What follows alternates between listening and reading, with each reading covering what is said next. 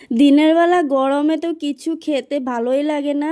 ঠিক সন্ধ্যা হয়েছে তো কিছু একটা খেতে ইচ্ছা করছে।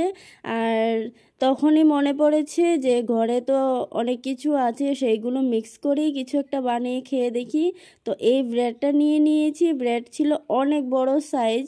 ব্রেডটা কিন্তু সাইজ পরিমাণে স্যান্ডউইচটা অনেক মজা হবে। তার জন্য আমি এই ব্রেড দিয়ে স্যান্ডউইচ বানানো শুরু করে দিয়েছি। ব্রেডটা বাটার লাগিয়ে ভালো করে ভেজে নিয়েছি। আর বাটার বেশি ছিল তাই বেশি করে লাগিয়েছি। আর এদিকে বেশি কিছু সবজি করে ছিল না, টমেটো আর পেঁয়াজ ছিল। এই টমেটো আর পেঁয়াজ দিয়েই সিম্পল একটা স্যান্ডউইচ রেডি করছি আমি।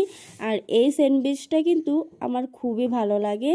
বাটার আর একটুখানি স্যালাড সস দিয়ে অনেক মজার স্যান্ডউইচ হয়। তোমরাও কখনো কখনো হালকা ফুলকা খেতে ইচ্ছা হলে এভাবে স্যান্ডউইচ বানিয়ে খেয়ে দেখবে, অনেক ভালো লাগবে। আমার তো স্যান্ডউইচটা খেয়ে অনেক অনেক ভালো লেগেছে, অসাধারণ হয়েছে। আর সৌন্দর্যটা দেখো, জাস্ট লুকিং লুবনিয়া। হায় হায়, আমি তো মন ভরে খেয়েছি, একটা খেয়েই কিন্তু আমার পেট ভরে গিয়েছে।